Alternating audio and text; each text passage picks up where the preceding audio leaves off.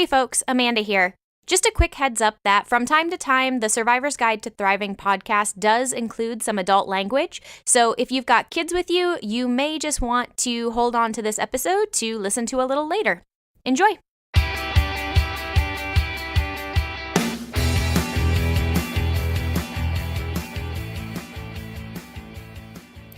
Welcome back to the Survivor's Guide to Thriving podcast, the show for people who are ready to break out of survival mode in order to build a truly thriving life.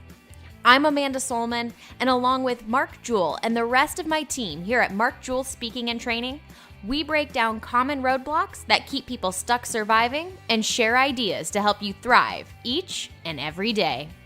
So, Mark, ever since you and I started working together, I have heard you use a phrase that's really going to be the nature of our conversation today. And that phrase is the word gamification. Now, to me, this sounds like a super marketing woo-woo term, one of those like guru or something type words. But I'm curious, for the sake of everybody listening and just to kind of get us all on the same page, what is gamification?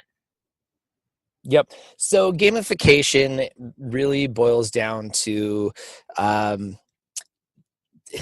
tapping into what from a learning standpoint. I'm going to keep it focused on that here today.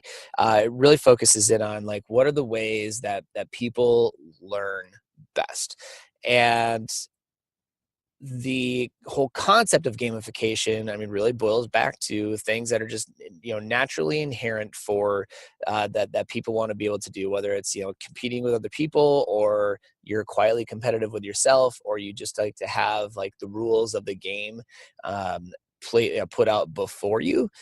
This is, tapping in, like, we're all sort of inherently wired to know how to follow the rules of a game, to play the game in order to win the game or reach some sort of objective. So basically, gamification, or games specifically, can be boiled down to two basic categories. They're either finite or they're infinite. So you have your finite game. So a finite game, as an example, would be baseball. Right. So in baseball, that we're going to play approximately 9 innings unless we go to extra innings or overtime. There's each inning with it is a game within the game where there's 3 outs. There's a basic set of rules, and those rules pretty much are the same every time you go to play baseball. It takes 3 strikes and you're out. Everybody knows that. You get 3 outs, and then the next team gets to go up to bat, and there are certain ways you can get people out. Those are the rules of the game, and it's a finite game. It has a very distinct beginning and a very distinct end. Okay, and then on the backside of this, another type of game is what would be called an infinite game. Okay, and an infinite game is something that continues to keep going, and the rules can sort of change. And so like an example of that from when we were kids would have been tag. Right. So tag is, largely, the same. Everybody kind of understands the rules of tag, but it can go on for forever if you want. In fact, have you seen the movie yet, Tag, Amanda, that just came out a little while ago? Not. You have to watch this. This is literally about a game of tag that has been going on with a group of buddies since they were in elementary school, and this is now like 30 years after high school when the movie takes place. It's hilarious. And so, but the game of tag, right? Like, there are a set of rules that we can all agree to. There can be a safe zone within which you can't get tagged, or certain things that you create. And you can even apply different types of rules, throughout the evolution of the game to keep it interesting. But there's no clearly defined winner. I mean, the basic way that you compete in tag is you try to tag somebody and they're it, and then you run away. And they try to tag somebody and then they're it, and then they try to run away. It can continue to go on a bit, and it literally happens. The movie Tag was based off of a real life story where these guys literally played a game of tag with each other since they were kids, and it went on for 30 years. It went on for forever, and in fact, it still may be going on for all we know.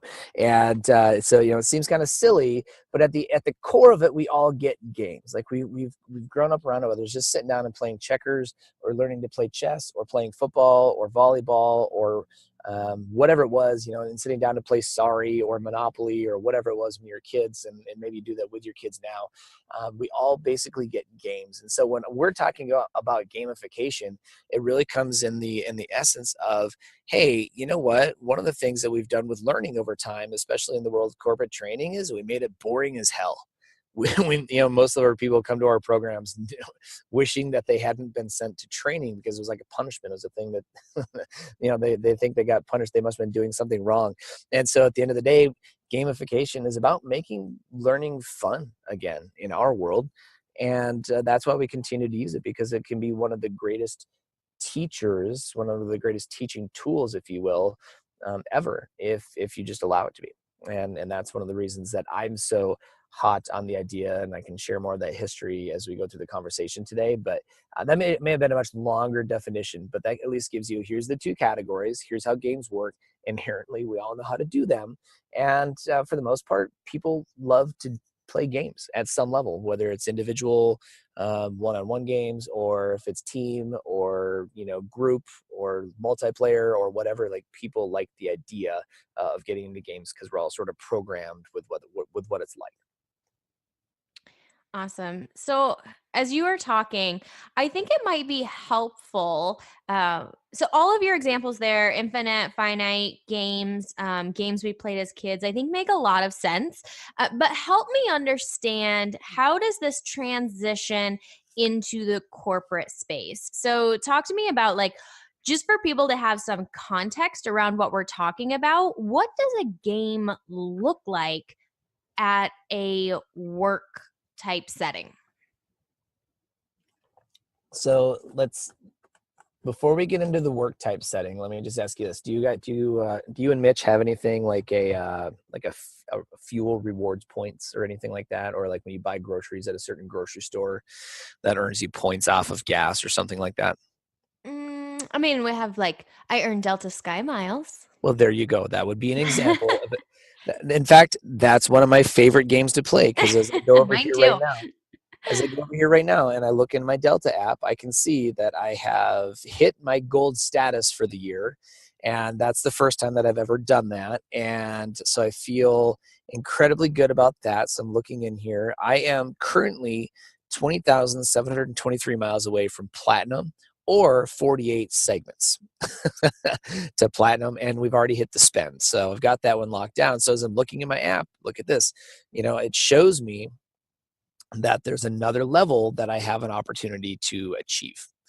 Okay. And it started out with trying to get to silver, and then it takes you and it shows you how far it is to get to gold, and then platinum. And then there's more levels above that even yet, right? I don't even know what they are.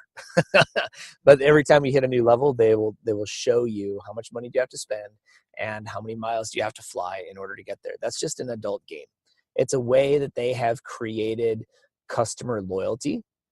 Because I know, like, if I start flying other airlines right now, it's going to take me longer, right? And then there's other perks for playing the game.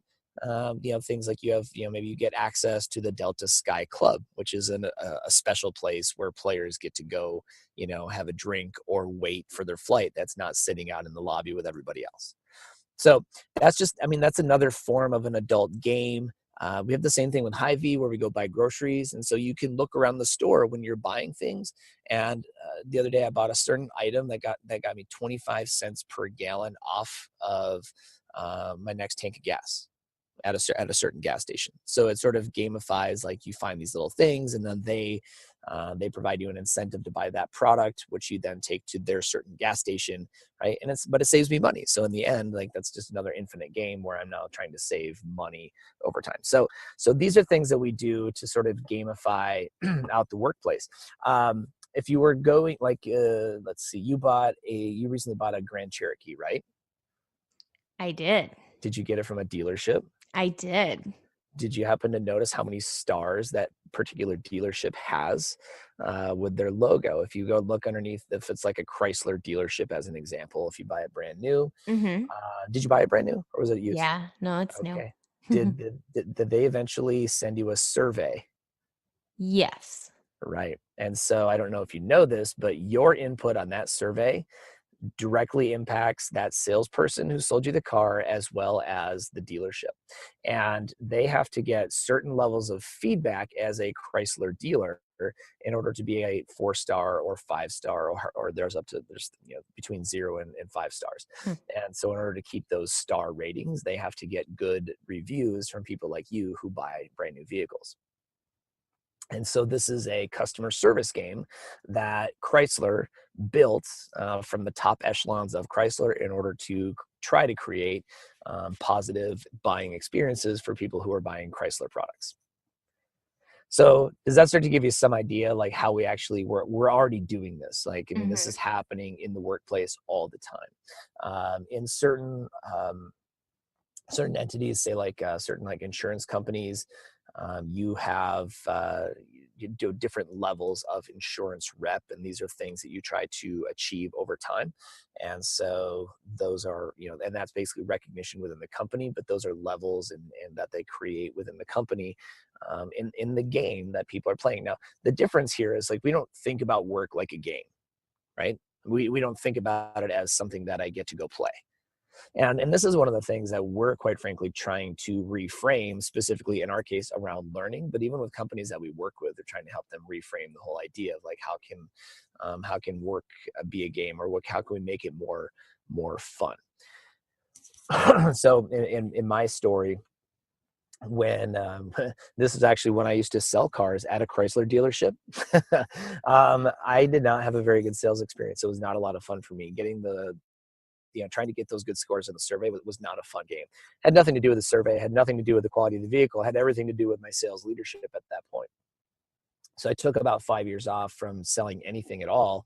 And then when I finally got back into it, I got into some really, really good sales training that helped me understand that the world of selling products and services really is just nothing more than a game. And it's a big, long, infinite game that's made up of a bunch of finite games. And so how does that work? So the long-term game, the infinite game, is playing the game of sales. And if I just have enough conversations, which is always true, and I talk to enough people, and if I ask enough people to buy, like eventually I will win the game. And that's just a numbers game is really how that will play out. But there are things that I can also do, right? So just like some people are really good at batting, some people are really good at catching or pitching or whatever. You can develop certain skills that help you excel in the game. And so I learned that if I just got really good at being a consultative seller, then the game was a lot more fun to play because people were telling me all their problems, and we could just decide whether or not our products and services align to help solve those problems. And so we've actually framed sales up as a game, and then started to create other rules around that. And really at the end of the day, we know that the average sale typically comes somewhere between the 5th and the 12th conversation with any prospect. And so, are you going to sell every prospect? No. But if you have quit before the 5th conversation with that prospect, then you never really even gave yourself a chance to win the game. And so we can actually frame that out into a game board as an example, to just say, hey, okay, where are you at in the levels of conversations? Unless you've gotten to that 12th ask, then you probably haven't earned the right to quit on the game with that particular prospect. So I could probably go on, and I can find different ways to gamify almost any process. And I have one really good example that I will get to at some point in this podcast, Amanda. And this is where I really learned the power of how powerful gamification can be in the process of motivating people and getting people to go do things. But I'll digress for a minute and just see what other questions you have or if anything else has been coming up since I've been talking. Yeah, actually, what you just mentioned there is kind of where I am a little curious to go. So I totally understand the idea of sales as a game, and I know we talk a lot about how many moves it takes to get a sale, sort of thing. I love the idea of actually mapping out sales as a game board. I wrote that down. It's just kind of a little idea for us to keep pondering on. But I kind of want to go down that route that you sort of just sort of highlighted there, and this idea of using gamification as a management tool or to drive different behaviors. I actually Sure. think when I first heard you talk about this topic, that was the context in which you talked about it. And so I'm kind of curious if you can dig into that, because I think that's Yeah, where a few of my other questions are going to go. But I want to make sure we have a baseline understanding before I layer more questions on top. absolutely. Sure. Okay. So I'm just going to give you guys the story as we dive into this, because this really happened. This is something that I lived through about 6 years ago. So I was really just getting started with MJST, and I was out having some early conversations here about 5.5 years ago, 6 years ago. And one of the conversations, or one of the problems that came up from one of our ag retail customers, was that they had like 28 salespeople. Most of them were under the age of 30. Excuse me, they had 32 salespeople. 28 of them were under the age of 30 at the time. And one of the struggles was, and we know this to be true, that, as young people in corporate America, we want to advance up the chain as quickly as possible. Right? Even as, by the way, if you just look at the corporate structure, it's built to help like make you want to advance. If you're competitive and driven and you want to have more responsibility, what do? You have to work for the promotion. It's nothing. It's just built like another game. Is that? I don't know if that makes sense or if anybody really thinks about it that way, but that's how I see it. I see it as a game that you play in order to win in corporate America or corporate world or whatever. But within this particular organization, they have these young people, and they were coming into the company and quickly looking to advance. But here's the problem: you have in this sales organization of 32 people, basically have the 32 salespeople, one maybe two sales managers, and then the VP in that division. And so the likelihood of somebody ever being able to advance into a higher role or having more responsibility other than just having more customers was highly unlikely. And the two sales managers in this particular case were pretty young.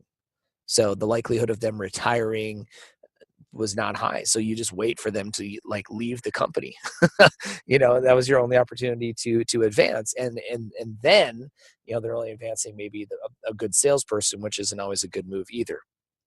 And so you have to bear with me a little bit. The voice took in a lot of dust over the weekend while we're doing some house projects as I'm trying to win the relationship game that I play at home.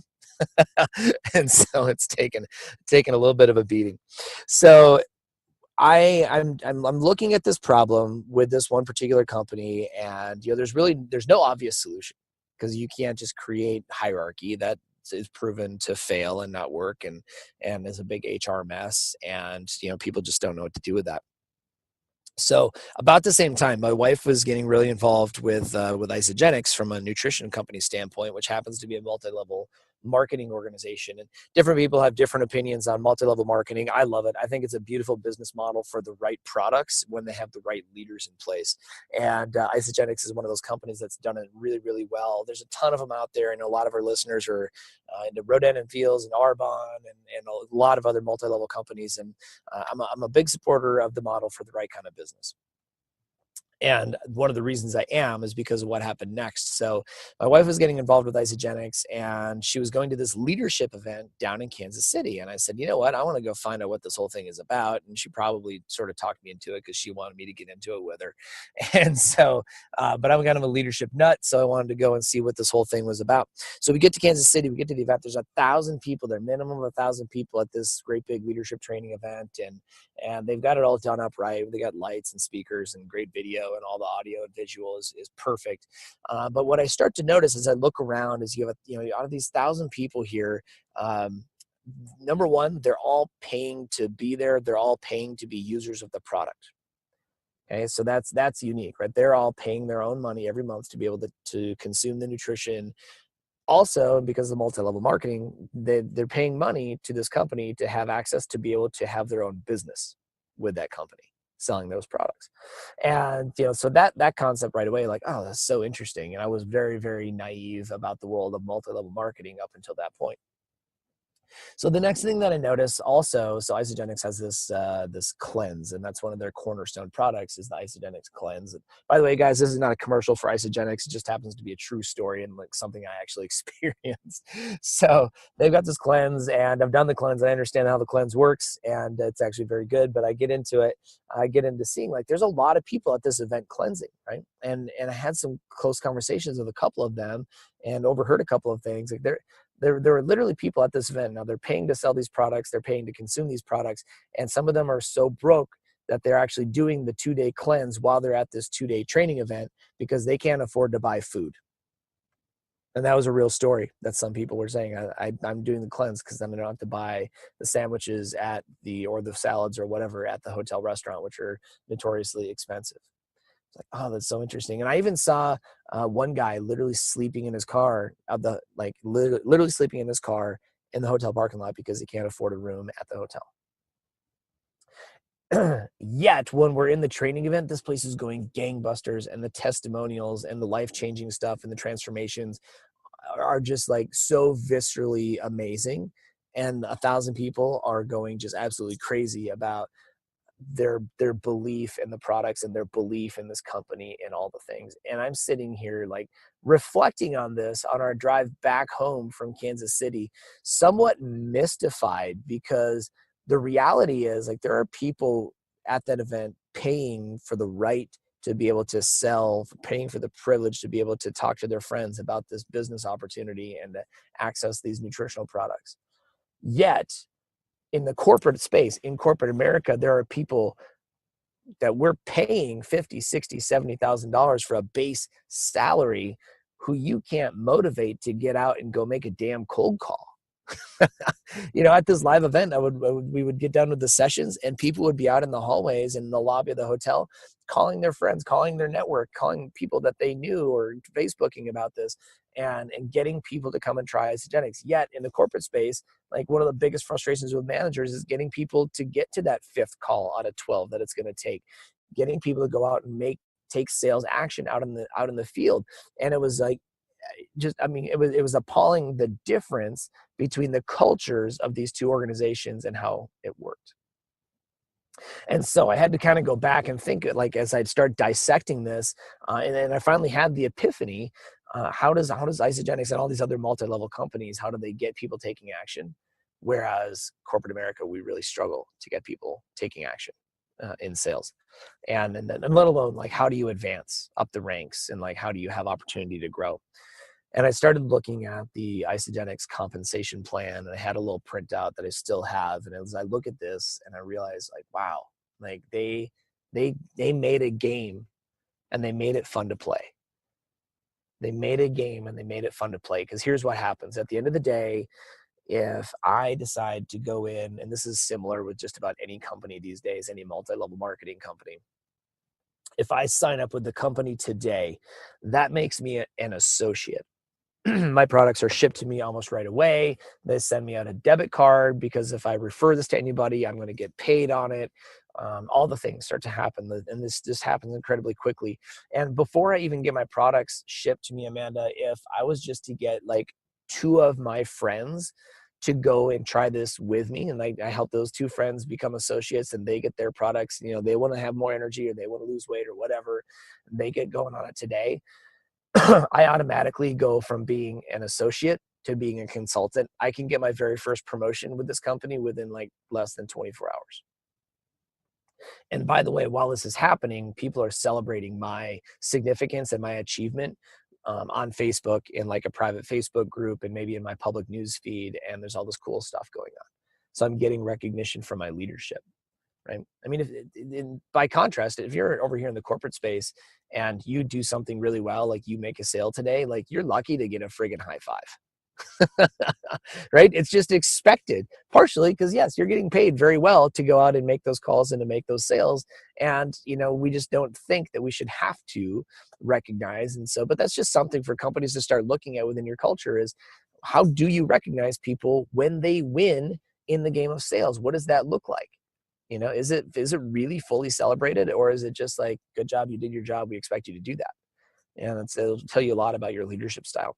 So anyway, yeah, I'm looking at this Isagenix model and how they go about doing this thing. And so if I help 2 people, and then if I help those 2 people basically do the same thing, then I can get promoted to, I think it's like manager. And I could do that within less than a week if I really wanted to. And I mean, there's no time frame associated with how long it's going to take me to get promoted. And then, by the way, every time I'm getting promoted, I'm getting a bonus that gets loaded onto, like a money bonus, a $50,000, $250,000, $750,000 bonus that gets loaded onto my debit card, and I can spend that. It literally loads with new money every Monday. And then there's referral income, income that just continues to come in over time. I'm missing the word off the top of my head. And so you have that going on for you all the time. And then, you can grow to new levels. And they have literally created infinite levels of achievement within the game of Isagenix as people continue to grow their business over time. And does it work for everybody? No, because not everybody is always successful at playing the game. They don't talk to the right people. They don't talk to enough people. They don't play it long enough. That's one of the, by the way, that's in any small business or in any sales role. Like, if you just play long enough, you will eventually win. It might take you 10 years, but you will eventually win. It's just the people that quit over time that tell the story about how it doesn't work. And so there's that, that's the reality. And so they had created this game, and it made sense to me, because this is why 1,000 people are going nuts and paying money and cleansing because they can't afford food, and sleeping in their cars for the opportunity to be able to do this, because they believe. And one of the reasons they believe is because there's a very clearly defined game, and they show you how to do it. They show you the pathway. By contrast, over in the corporate space, we almost never have a clearly defined pathway. It sounds something like this. Here's the keys. Here's your truck. Here's your product list and your price sheet. Go sell. It's very, very different. And so I'm not over here saying, oh, we need to take every company and turn it into a multi-level marketing organization. I'm not saying that at all. What I am suggesting is that within those roles, whether it's a salesperson's role or a customer service role or what have you, I don't care, or even like the CEO could have new and I have new and growing achievements and things that I'm trying to grow into every single year. I have a CEO personal development plan for me to get better in order to grow our company for 2019. But that's because I understand that, that I need that pathway to be able to grow into, and people can too. So I went back to my client and I basically said, hey, rather than just have your salesperson, we're going to create levels for that salesperson to advance through. And there are certain requirements and different things that they have to achieve at salesperson 1 star. And once they do that, they can achieve and get promoted to 2-star, and that can happen as quickly as they want it to. And then we created another level of difficulty that was 2-star, and another level, and another level, and you can create infinite levels within that program. And it gave them something. It gave that salesperson a pathway and something to work toward achieving, and then it also gave them something to celebrate with their team, and something that they could celebrate with their manager, and something that was recognized within the company. And it also created certain levels of requirements. So if you ever did want that promotion, or if you did want to be eligible for that bonus, you would have to have certain levels of achievement locked down. We created the game for them to go play, and guess what? People actually started taking more action. They created a sales. They literally, get this. So they actually created a sales game, and this was an ag example, and it was in the ag retail channel. And so they actually went out and they were keeping track of this in an Excel sheet. And if the salesperson if the salesperson made a cold call on a customer, it was 10 points. If they took a selfie with that prospective customer, it was 50 points. If they were riding in a combine with that customer, this happened to be during the fall, then they would get X number of points. And it was points for sales and points for margin and points for different things. And they created a game, and it got the team excited about something. They went out and they took massive action, and that company ended up merging with another co-op later on the following year. But because of the momentum that they had and what the sales managers had put into motion, it created a whole new level of opportunity for that company and put them into a better position when that merger took place. So, Amanda, I went very detailed and very long with that. How did I do? Did we answer the question? Good, good. I like that example. I just think it's really interesting from a lot of different angles. And I guess one question I always have, and it's usually related to that example because I've heard it before, but you can feel free to pull in other examples, is what do you think makes kind of that structure of game that you just detailed, what makes that different from a more traditional rewards and consequences type system that I think more companies are used to? And I think that's an element of a game, but it's not the only part of a game. So I'm just curious, like, how does gamification vary from more traditional rewards and consequences? Right. There's a few things around this. The first thing I'll talk about is what's the culture around it, right? Um, and in a traditional, like, somebody comes into your company expecting to be rewarded financially for the work that they put in, whether it's just a salary job or a salary plus commission or bonus opportunities or team bonus opportunities or what have you. So those are kind of expected, right? And so, in our business, we talk about the four different levels of value. Okay. And so the base is transactional. This is somebody who just shows up. And in this case, is somebody who just shows up and does a job and expects to get paid. And that's it.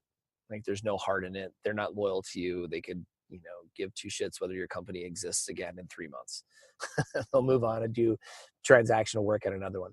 And then you come in, there are certain things that your employees basically expect your company to provide. A reward and incentive plan is one of those. It's no different. I can go to any company and find a reward incentive plan. It's just one of those things that probably at some point was like a big deal. Then if you go way back to the early 1900s, when Henry Ford was changing the game, he created, like the assembly line, right? I mean, he was the one who got people working in these factory conditions, and the one person would stand at that spot and do that same repetitive task day in and day out. But I don't know if you knew this, Amanda, but he had incredibly high turnover. They would have to hire 1,000 people to keep 100 of them. That was his ratio. That's how high his turnover was, because the work conditions were so horrible. And so, one of the incentives that he created, they were the first company to ever do this. It was the $5 workday. It was the $5 workday. So and this totally disrupted the automotive industry at that point. People told him he was crazy, but he created a minimum base pay, or basically a minimum wage pay. If you came to work for him, you were going to make $5 a day. And this is one of the things that helped them to kind of create better retention in that really a horrid workplace for a human being to be involved with.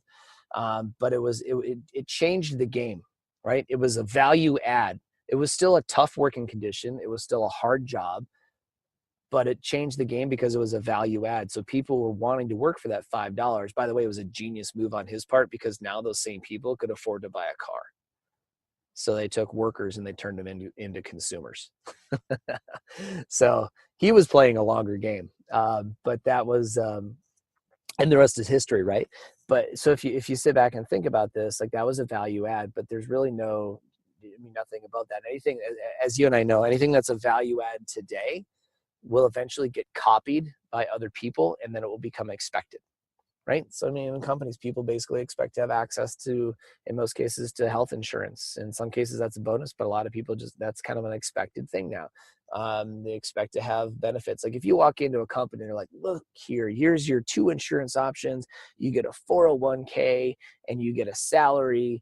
And the employer may be feeling pretty good about that, because I know, like, how difficult it is to set those things up after having gone through this stuff now. But it's not special. You know what I'm saying? Like, it's just kind of normal. So rewards packages are expected. It doesn't feel like a game. It's a thing. Like, I expect when I open up the Sorry box, if I go buy a new game of Sorry today, I expect there to be a board game and some basic components. And that's what it's like going into any workplace. If you're not differentiating, if you're not doing something different, that is, kind of, you're just getting the base pieces.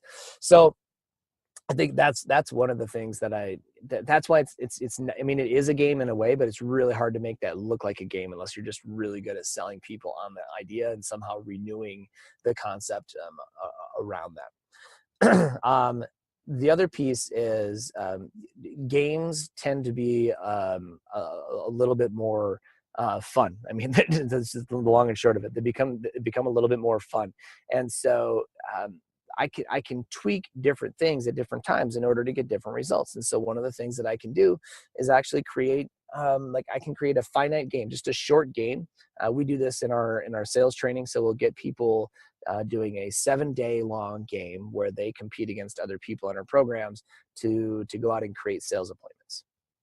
We recently did this at a live training where we did an hour and a half long game where they used the sales script that we talked about at the live event, and they took that and went out and created appointments. Right. And here's again, that company created like 200 appointments in an hour and a half for itself. And so that was a finite game that got people interested in doing, things differently. And so you can strategically position little games to get a boost in productivity, to get a boost in activity. And then you can create long-term games or longer finite games, for other purposes. So those are a couple, 3 ways that I think, we're differentiating, where I differentiate the whole concept of gamification away from what we traditionally do in the workplace. And now here, I want to get to a point of caution around this whole idea. So you run the risk of overuse of the word gamification if you use it to just do the same stuff that you've always done. Right? If you use it to do the same stuff that you've always done. So if you say, hey, we're going to create this game and it's all about, doing this, if it just gets me the same stuff that I've always gotten, it's not going to work. So you've got to have a little bit of a different spin on that and be strategic about how you're using the concept. Kind of like we've done within our app as an example, that there is a finite game going on. You can see how people are ranking over time. You can break it down by groups and see how people are doing over time. But it also creates some social opportunity where people are saying, oh, like I see that Amanda just read that article. I want to go read that article too. Right. And so because you're playing the game, it makes me want to play the game. So what does that mean? When I see other people playing the game, even if I'm not competitive, but I see you doing it, I'm interested, I'm curious, and it piques my curiosity. So we have to make sure that it's doing those kind of things. Otherwise, in the long run, like the game will struggle. Awesome. So you mentioned the app, and I do want to go there momentarily, but I want to back us up just for a quick second here. So you mentioned, an example of a game where, you create some sort of tiered system within a position, 1-star, 2-star, 3-star, within for any given position. Sure. To create some growth opportunity, or sort of like you were just saying, where we create a time frame where salespeople might go and try and generate a bunch of prospect calls or something like that. And I'm curious, I just want to kind of stretch your imagination one level further, generate just another idea or two. If you are a company or a manager that's kind of intrigued by this idea, but maybe some of those things might seem big or complicated, like what is a simple game that you would recommend to managers or leaders, or I guess to employees themselves, maybe that they could play at an individual level? Like what's something really simple just to kind of dip your toe in the water and start trying this idea out in your organization? That's a really good question. There are so let's just kind of boil it back and maybe give you a little bit of a process, right? So go back to the beginning. We talked about infinite versus finite, and there are I would want to choose, like in this particular case, probably if I just want to dip my toe in the water, right? We're going to pick something that's going to have like a short term effect or a short burn. And so this is going to be maybe a 1 week, a 2 week, a 1 month, kind of thing that we're just going to track over time. So if you're choosing something, just make sure that it's something that, you can get your arms around, that you can get your hands around, and it's not going to go on to a point where people forget about it. Right? We don't want them to forget about it. So it's going to be something I'm going to do over time, or over a short period of time. So I'm thinking about something that can actually like impact your workplace. Okay. And it could actually be like a little bit of a cultural perspective. And so I want to go to work and let's say I want to develop a new level of appreciation within my team. So I want to drive some appreciation. And so I could take something like some really simple, I'm going to give, let's say I've got a team of 10 people. I'm going to give everybody one pad of sticky notes. Okay. And it's wrapped in the package. And then I'm going to take I'm literally making this up on the fly, Amanda, by the way. So if the game doesn't work, I'm going to use that as a caveat, but I think this will work.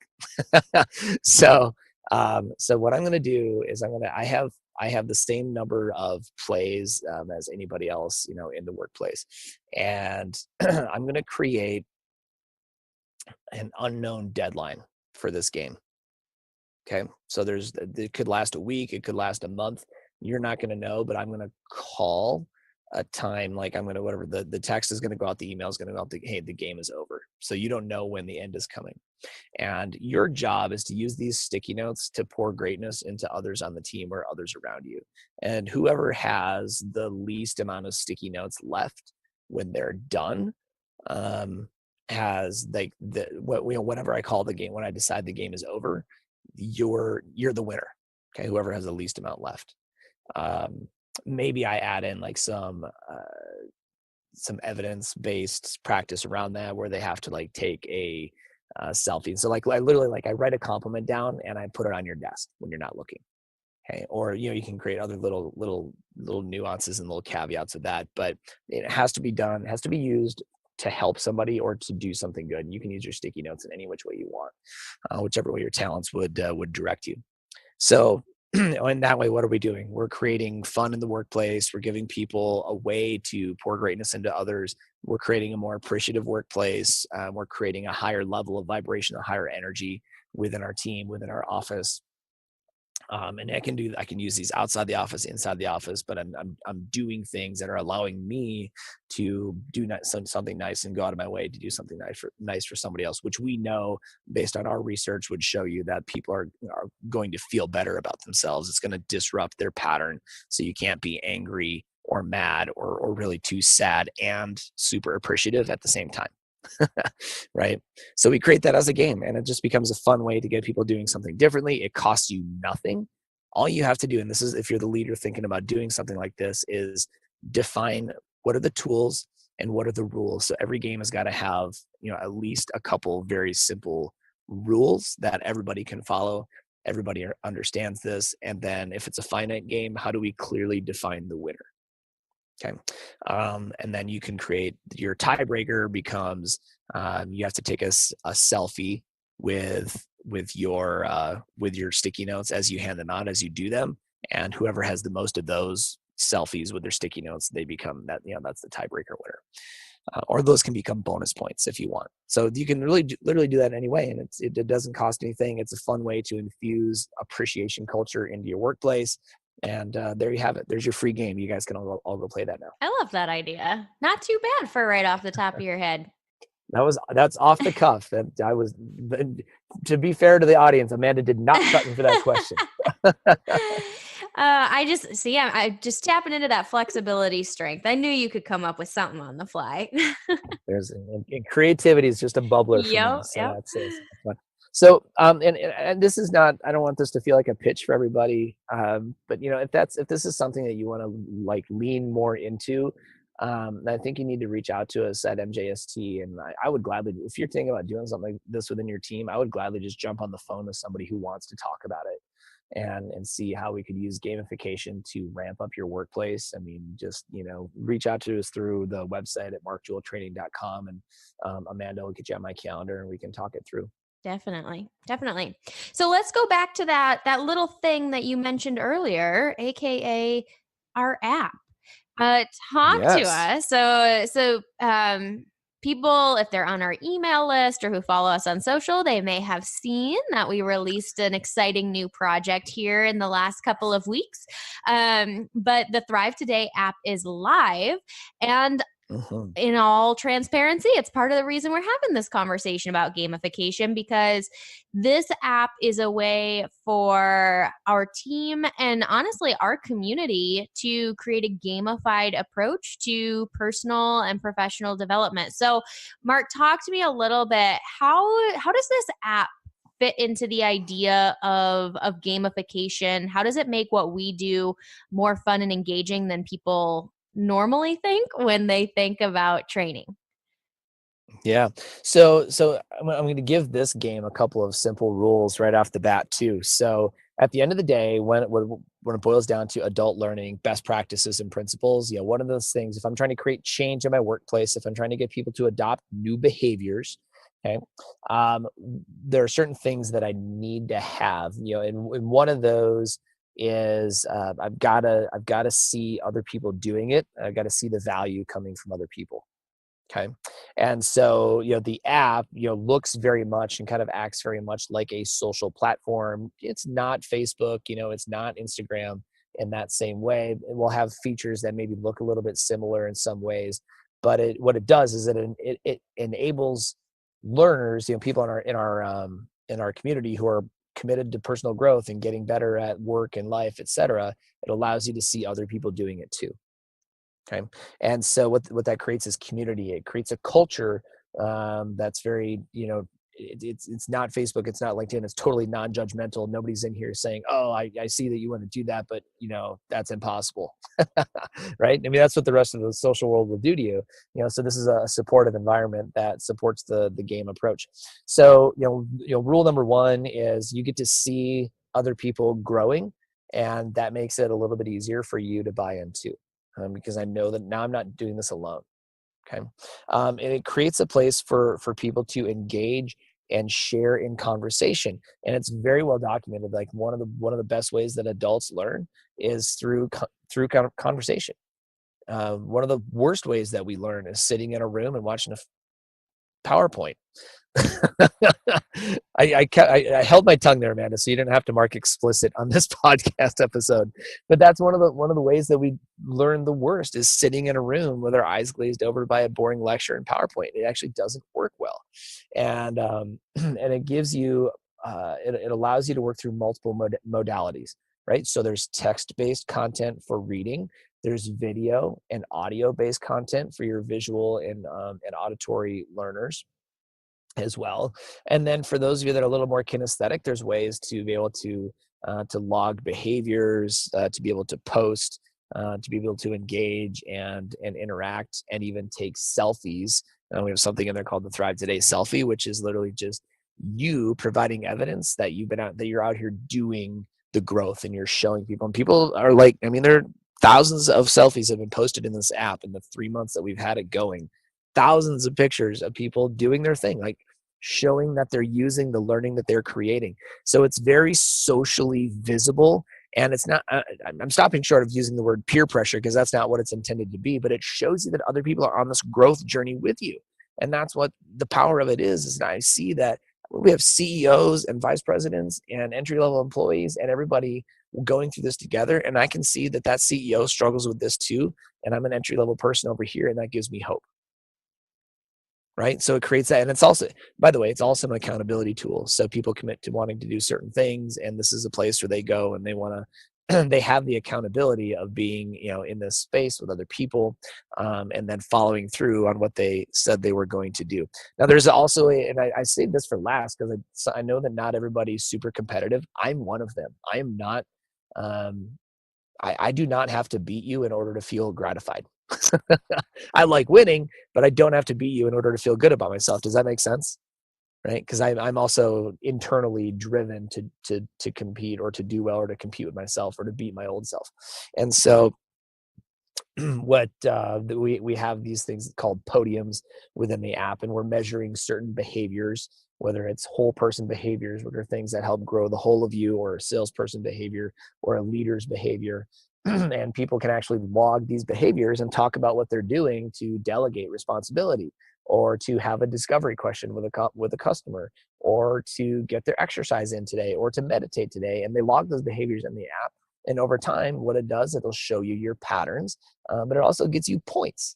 And that allows you to compete against other people for those positions on the podium. And if you want to have a position on the podium, all you got to do is just consume more content, do more chats, have more conversations, compliment or comment on other people's posts, taken the training, all the different things that are in the app. Like literally everything, every single behavior, every little action, everything that you do inside the app has a point value associated with it. And so that will show you, it gives you a way for you to grow, as you grow through the experience, and be able to see how you're doing. You can see how many points you're getting over time. And we continue to add tons and tons of content into the app. So there's always new things to read. There's always new perspective. You can get feedback from others, and then it gives you that accountability. And the perspective, feedback, and accountability are the three cornerstones for us of coaching. And so it's all gamified into one big experience. And look at that, Amanda. I described the whole app without using gamified or gamification until the very end. I love it. Good job. So, for folks who are interested in that app, please don't hesitate to jump over into your app store if you are on iPhone, or Google Play if you're on an Android device, and search for hashtag Thrive Today. You have to have the hashtag, otherwise you won't find it. But hashtag Thrive Today. And we would really love to see people come and join that community. Come with a goal in mind. Come with something you want to accomplish in the next 30, 60, 90 days, and let this community make it fun to get there. So I know I'm just loving seeing all the interaction from different folks. Some people we've met, some people we haven't, who just like know one of us, or kind of heard of it from a friend, and so that's been really great. Mark, I don't know if you have any final thoughts here, though, as we wind down here on this topic of gamification and using it at work, and also using it on the new app. Absolutely. So, at least one, possibly two things. So the first thing is Christina Schrader from our team and I have talked a bunch about this. I did a little quick market study through my Facebook platform, and I literally just asked people, I said, what's one thing that you want to accomplish between now and the end of the year?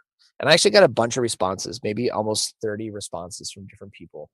And overwhelmingly, out of these 30 people, almost everybody has a health goal. It was super interesting. I gave it no context. I just said, what's one thing you want to accomplish between now and the end of the year? Somebody wanted to finish losing that 20 pounds. Somebody wanted to run a 5K. Out of 30-ish comments, like 24 of them, I think, were health related. So Christine and I have been talking about doing this. This is going to be a thing that you get to do through the app. It's not going to be immediate, but starting at the onset of 2019. So this will be we'll be signing people up over the month of December.